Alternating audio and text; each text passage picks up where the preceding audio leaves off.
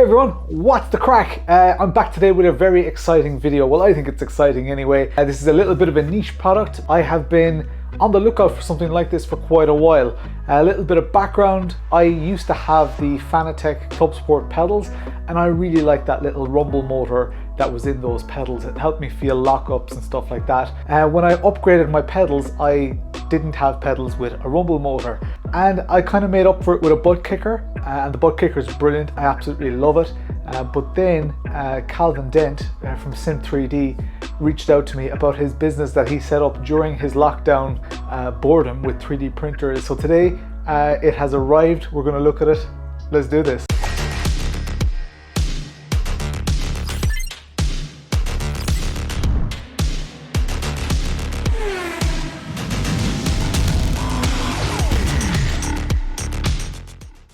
So the product is a tough one to video, and the packaging isn't exactly gorgeous or beautiful. It's just a basic enough box. There are a couple of boxes inside it, some cables, nothing too exciting. We are going to look at it in more detail though. There's a little control box.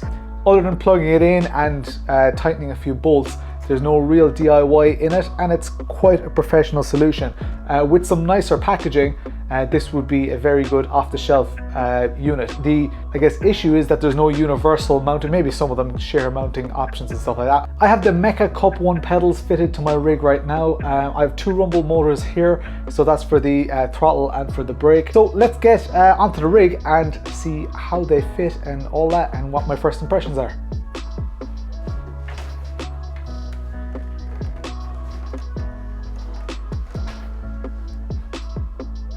So here we are on the ground, right beside my Meca Cup1 pedals. This is a weird angle, but let's have a look at the what's actually in the box. So we've got this USB cable here.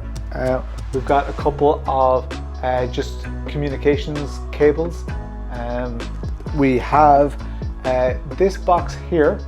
Now the branding on that may or may not mean anything to some people. It's just a simple, I think it's like a little AC adapter, not 100% sure.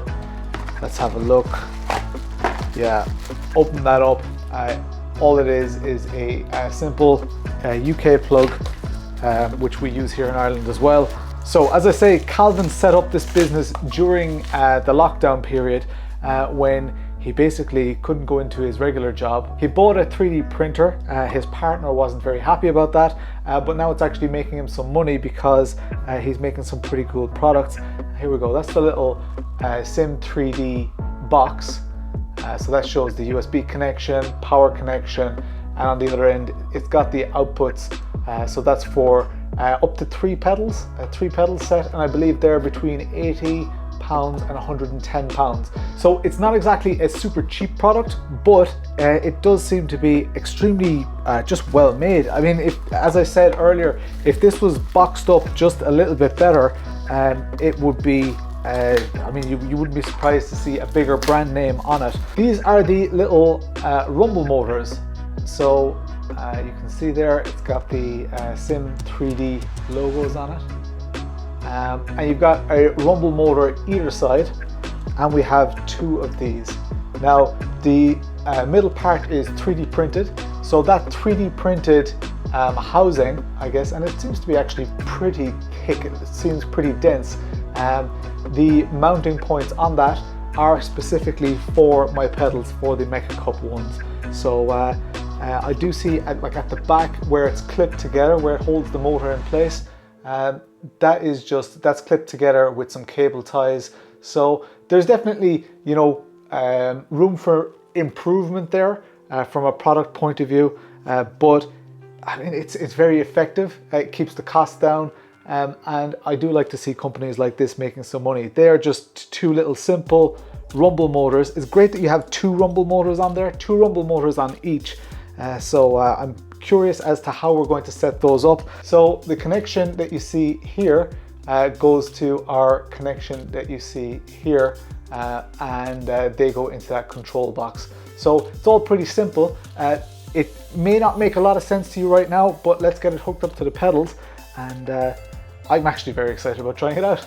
Okay, so how they would fit to the pedals would be something like, so there's a one mounting point at the top, so you can pretty much just fit that. I'm guessing it just slots on like that. There's nothing to keep it particularly in place there. The cable is pointing downwards, so that's probably where I want that. Did I get any bolts? I don't think I actually got any bolts in the box. That's not very intrusive at all. They actually look pretty at home. They look pretty standard on here. So let's grab some bolts and get that mounted up. So it's definitely going to be interesting to see how we can actually get a nut and a bolt in through there. I wish I had one really long bolt, but the hole isn't that big usually. I'll check if I have a very long bolt. It'd be nice to get this done with one bolt through it. But as I say, it would be just really nice if they actually included that hardware with it.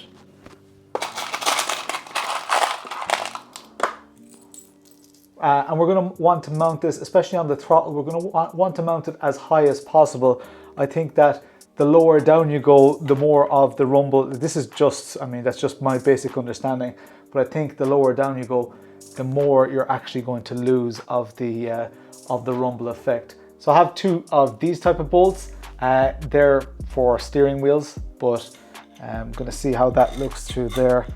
And that's super long, but I think they're pretty much the only bolts that I have that'll fit through here. Actually, that one won't even fit, so I might have to go one lower on the slightly larger hole on the throttle. There's going to be quite a bit of excess, but the head of it is countersunk, so that's not going to be ideal. Now, they're not going to need a hell of a lot of torque on them, but again, I would love to see the correct mounting hardware, especially when you're paying this price.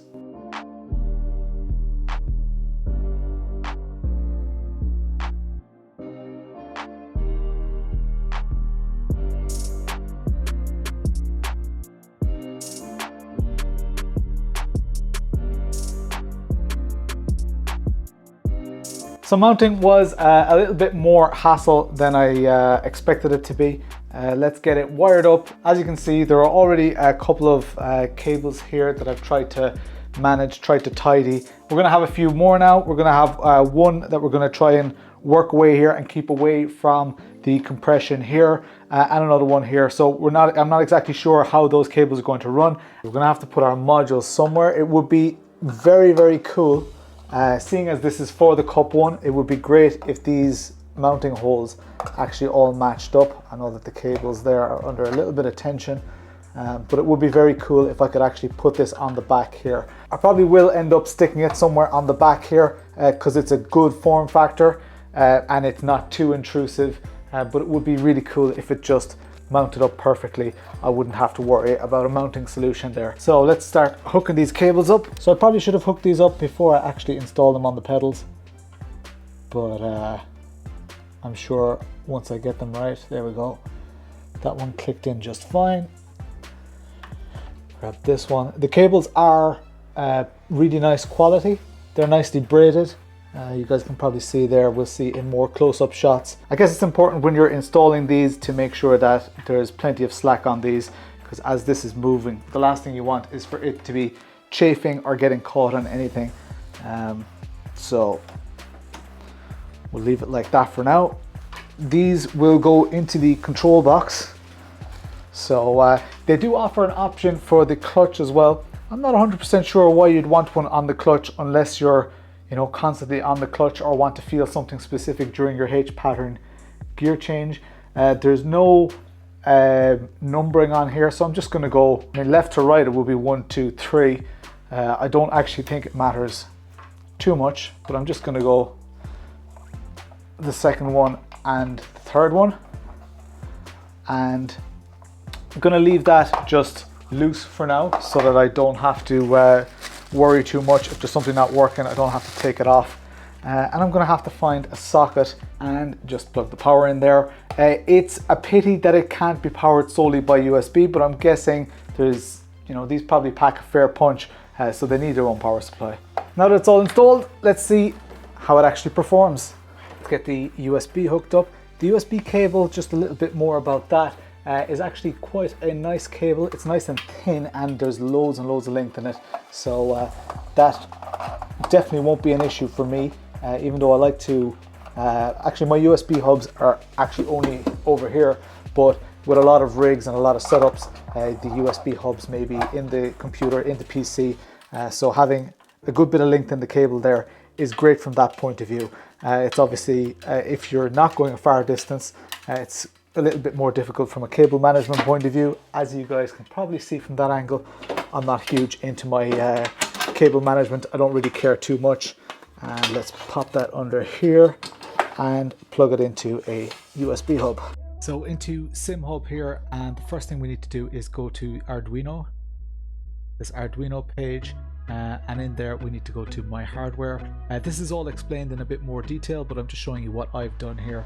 So in single Arduino mode, it actually already shows me some of the previous stuff. Actually, this is the rumble, wind. In Shake It Motors, if I go to motors output and test, we can see that that's actually being picked up right now. Now I did have to go and install this CH340 driver. That's all, again, that's explained in the SIM-3D video, so I'm not going to go into too much detail in that. It is as simple as running that executable. I've got channel 1 and channel 3. They seem to be the channels that are hooked up. I don't know if you guys can hear the rumbling in the background. So if we just test the channels here, so we can see the throttle is vibrating away mad there when I hit test, and the brake is going too. So there's a fair whack off them. They're at 100%. We should be able to turn them down. Right, so I've done a bit of messing about, and I have it where it's actually surprisingly good. I was expecting kind of what I had with my Fanatec pedals, but it's definitely way stronger. I'll go into more detail. I'm just going to show you very briefly what I actually did in here. So let's have a look at Simhub here in Arduino. Just to recap, in My Hardware, it was being detected. That's all good. Then I went to Shake It Motors. So it's not base shakers. Base shakers is for the likes of your butt kickers, tactile transducers. This is for Shake It Motors. These are motors. They're not powered by an amplifier or whatever. So for the Shake It Motors, I've enabled gear grinding, gear shift, road impacts, road rumble, road vibration, wheels lock, wheels slip. So I'm going to show those in a bit more detail in a little while. And what else have I done? Oh yeah, motors output. You can see the output here. I've enabled for my brake ABS, for my throttle, gear grinding, gear shift, because I mean, don't really care too much about stuff on the brake other than the braking effects, but through the throttle, because you spend so much time on the throttle, you tend to feel that little bit of seat of the pants type stuff through the throttle, and this is actually surprisingly good. So I'll go into more detail in a sec. Gear shift, these are just my initial settings. This is day one. These are going to change over time, but just to get you guys started, if you're getting a set of these, road impacts, road rumble, road vibration, RPMs in there as well. You don't really feel them much, but enough. Wheel lock, I've got on the brake only. You're not really going to experience wheel lock while you're on throttle, unless that's something you want while drifting, maybe, I don't know. And the wheel slip, I've enabled that on all four as well. So they're my initial settings. Let's jump into a sim. So on the left hand side of your screen, I've just put up the settings for the wheel slip and for the wheel locking. The top one is for the wheels locking, and as I drive here, you'll be able to get a little bit of a sense for what I'm feeling. I know it's very difficult to bring this across in a video, but the wheel slip, whenever your wheels break traction even slightly, so even on the straight here, if I absolutely gun it, you feel the little bit of vibration through just the car searching for the grip, which is really nice. It's not necessarily the effect that I was going for originally. I was going for the actual just only when it's, you know, when it's slipping, when it's actually, I guess when you're sliding or whatever. And you can see the top one as well. And obviously I've tried to refine my braking, but if I slam on the brakes, you can see that one is also giving quite a lot of of input. So as I go around these corners, my overall goal with this, and with this car, my lockups are the problem. My overall goal is to keep that top one flat. Now obviously I'm not going to be watching that while I'm driving, but there I got a huge sense straight away through the pedal, and you guys can see it on the graph as well. I got a huge sense through the pedal that my car was just over rotating, which is beautiful. It's actually exactly what I want. It really is a good sensation, and even when I'm on the brake, my foot still slightly touches the throttle. I'm not giving any input on the throttle, but when I'm slipping, it really feels good. You're gonna have to take my word for it until you actually experience it, but it really feels good. What I'm gonna do now is just gonna show you some of these maybe road impacts, road rumble, and I'm just gonna scroll to those. So there's road impact and road rumble. So I'm not sure exactly how much road rumble is doing right now. Let's go off the road. Road rumble doesn't seem to be doing anything right now, so I might just turn that off altogether. And road vibration is the one that I care about here. So you guys can see road impacts at the top and road vibration. So road vibrations are coming through as well. You can see there's loads and loads of data being fed there. Most of the time I barely feel anything. It's only during those spikes, and actually only when it matters, that I'm feeling. Going around the corner, it's added a huge amount. It's actually, do you know what? It's not dissimilar to what I'd expect if I added some bass shakers to the rig. It's just that it's so close to my feet, I can actually feel it happening through my feet, and coupled with the butt kicker that's actually sitting under my seat, this is a far more immersive experience than what I was expecting, to be honest. Those graphs seem like there's a lot going on. I have them tweaked, so I have the settings slightly lower in some cases, higher in other cases. So it's not, you know, beautifully set up or anything yet. But I feel so much through the. I can feel just before the car starts to rotate. I can already feel it. It's instant. There's absolutely no delay, which is incredibly nice. It really does give a seat of the pants feeling. I know I'm repeating myself here, but I honestly wasn't expecting this. I wasn't expecting this to be as good as it is. I've been kind of a little bit, you know, I thought it would be exactly like Fanatec and what I had set up before, but it's so much better. It really is so much better. I like, using, like, obviously hitting a wall and stuff, I can feel that as well. Yeah, my initial impressions are it's really nice. I wasn't expecting it to be as good as it is. I wasn't expecting it to feel the way that it feels.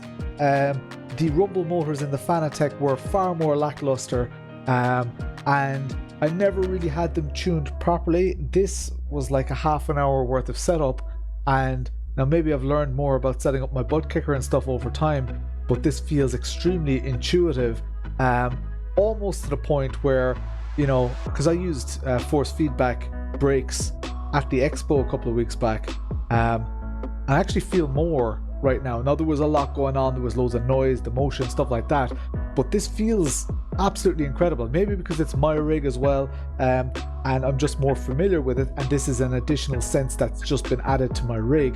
But yeah, it makes a lot of sense. I really like it. Please bear in mind, this is not a review. This whole video is just my first impressions, installation, stuff like that, getting used to it and putting it on the roadmap that there will be a review in the future. I just wasn't expecting it. Wasn't expecting it to be this good. That's not the review. I may end up hating it or whatever. I have loads of tweaking to do, and I've yet to do a proper race with it. I've done a few laps in anger, but I'm yeah, I'm really enjoying it. If you have any questions or want to know any more, I've put links in the description to the website where you can buy them. The prices as well are up on screen right now, so you can see, you can get a feel of what the price is. And I have the 2 pedal set here. 2 pedals is enough for me. Maybe if you want even more, the 3rd set might just act as a really nice handy rumble motor, considering how much space it takes up. If you want more power, if you want additional effects. So that's it for this unboxing and first impressions and initial setup and initial thoughts, feedback, whatever you want to call it, video. I hope you enjoyed it. If you have any thoughts or things that you want to know about the product, do mention them in the description below. For now, I'm Lawrence. I'll chat to you later.